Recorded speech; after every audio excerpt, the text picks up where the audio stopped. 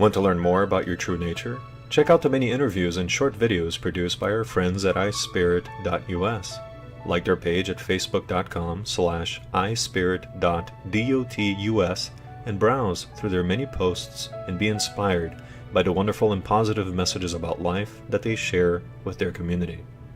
If you would like to study the works of Spiritism and delve deeper into this philosophy that will be guaranteed to enrich your life by teaching you about the greater life, check out ediseiofamerica.com.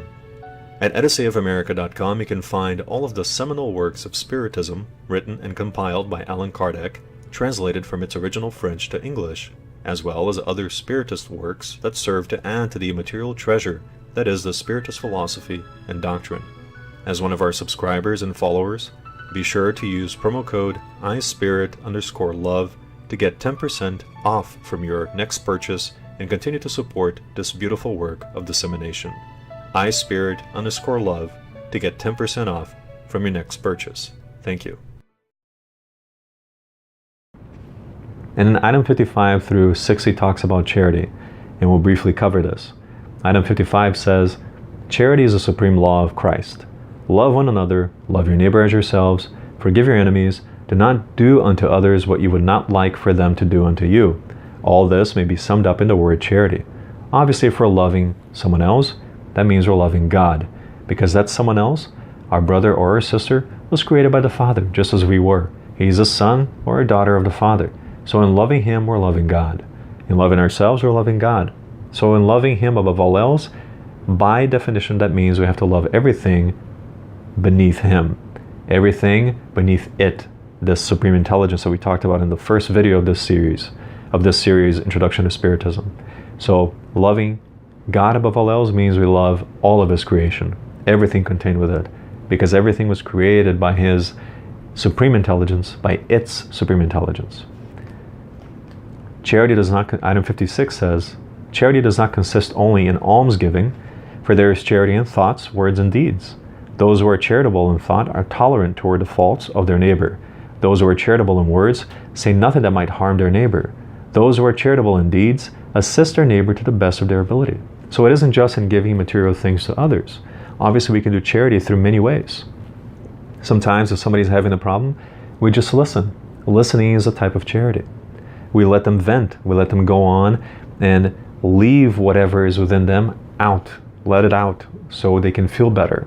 Sometimes someone may accumulate many things within them, and when we give them the window to open up their frustrations and leave them outside of their own inner home, then they will feel better. And that is a charity that we may do. So again, it is in the thoughts as well, not just in words and deeds. So if we think kindly towards others, then we're emanating good energies to them, even though we may not realize it. And others who are sensitive to this will feel that as well. And they will be amicable to us because of this. But when we start to think negative things of others, we're not being charitable. We're being critical. We're judging. And who are we to judge? Who are we to point out the dust or the speck of dust in someone else's eye when we have a plank in our own, as the Christ already taught us? So we first need to point the fingers to ourselves before we point it to anyone else. But in this sense here, we have to be charitable. We have to always think of this and always help others in any way we can. Within our means, of course. Item 57 says, poor individuals who share their piece of bread with someone even poorer are more charitable than have more merit in God's eyes than those who give of their surplus without depriving themselves of anything. If we have a lot and we give a little bit of the lot that we have, yes, we're being charitable, we're doing something good. But when we don't have much and we give of what we do not have, it means a lot more, because we're letting go of something that perhaps would be useful to us, and not just of something that is in abundance for us that we no longer need, that is perhaps taking too much room in our home, in our closets, and we just simply give it away to someone so we can have more space to get more things to replace those older things with newer things. So that isn't really charity in a sense. It is just, I need to get rid of this old thing so I can get something new. But in reality, we have to give what we can. It doesn't mean that we have to suffer to give everything that we have, so we ourselves suffer as a result because we don't have anything. But we do have to give as much as we can within the right amount, within our means. So if somebody doesn't have a lot of money but still gives them charity and gives someone else some type of charity, whether it be material or not, they're doing plenty. They're doing a lot more than somebody who has in abundance and in excess. So let's reflect on that. Item 58 says, those that nourish sentiments of animosity, hatred, jealousy, and rancor towards their neighbor are not charitable. They lie if they call themselves Christian and they offend God. Well, God cannot really be offended. This is just the text itself, so we can understand what the passage means, and for most people to comprehend what this means. But if we really think about it, if God is supremely just, it is this entity that's supremely just and good, it is never offended, because it knows that we are in the learning process of this incessant evolution. So if we err in our ways, God sees the divine seed in us and sees who we will be tomorrow, that we will be another co-creator in this wonderful cosmos, that we will be someday among the ranks of the kind spirits that help us, that guide us in this universe, in this life, in our many lives, and then we will be assisting it, the Supreme Intelligence, in carrying out the right duties and the responsibilities that help to organize this wonderful machine known as the cosmos, as the universe. So he sees in us, or it sees in us, what we truly are, the children of divinity, that we have the divine essence within us. So we have to always think about that, because that is who we are. Not who we are today, not who the ID that we carry say we are, but we are so much more than that. Item 59 says, you of all social classes, all religious sects, all skin colors, are all brothers and sisters, because God calls all of you to Him. Therefore, reach out your hand to one another, whatever your manner of worshiping Him may be, and do not anathematize one another, because it is a violation of the law of charity proclaimed by Christ. This is the wonderful thing about Spiritism, because it sheds the material cover, the corporeal envelope from humanity, and shows us who we truly are, spirits, free and liberated spirits who have been given a chance here in the school on this earth to progress and to continue on in their evolution. But we have to remember that races, sex, age, nothing matters, because all of us are millenary spirits who carry within themselves records of many existences. So who are we to judge others? Who are we to look down upon another race, when perhaps in the past we were part of that race? Who are we to make fun of someone who has some disability, when perhaps we were that very someone with that disability in some other existence? So all the inequalities all of a sudden become equal.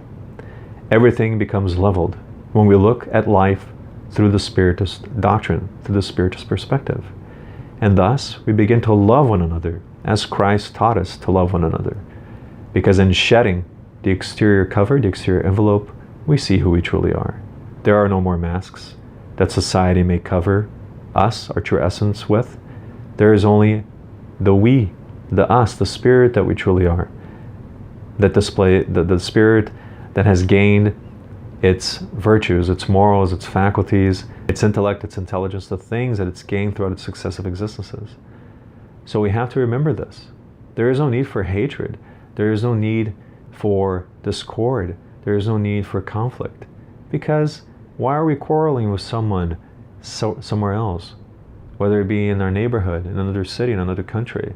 When perhaps in the past or in the future, that person with whom we're quarreling, or that people, that race with whom we're quarreling, will be part of our own family in the future, or was part of our family in the past.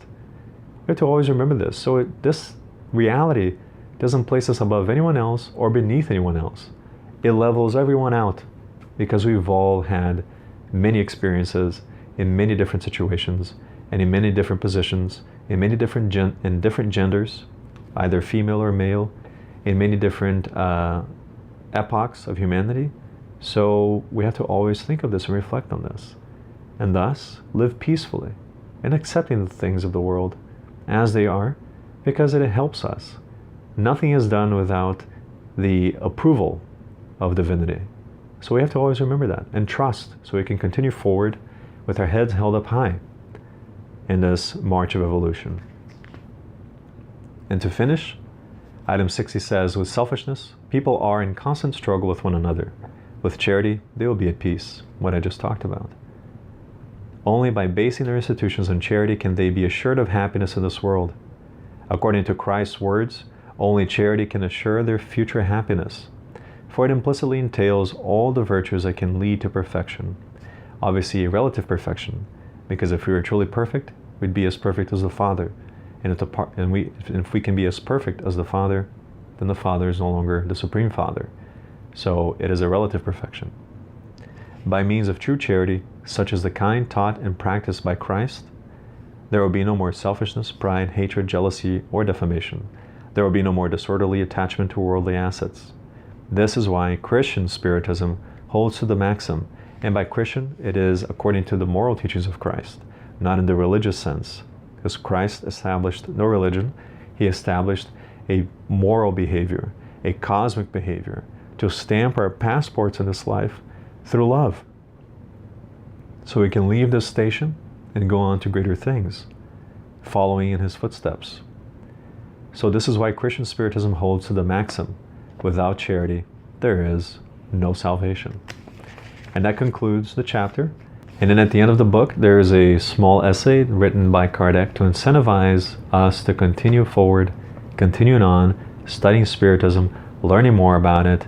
It is motivational, inspirational, and it really, truly supports and buttresses this wonderful philosophy known as Spiritism. It's a short 3-page message from Kardec, and it's worth reading and reflecting upon it. So I invite you all to purchase the book, to read the entire book, so you can accompany the study, read that little passage, and we'll see you all in our next series, in our next video. This concludes the Introduction to Spiritism series by utilizing the book Spiritism in its Simplest Expression. And now we'll move forward to another work from Kardec, where we'll talk more about the principles of Spiritism and perhaps incentivize you, as Kardec did in his small passage, to continue on with your studies and perhaps participate with us in leaving your comments, your suggestions, your questions on our Facebook page, or perhaps sending us a private message that's also suggesting us something new, or suggesting to us something different, something new. Everything is welcome. All comments are welcome. All feedback is welcome. So thank you so much.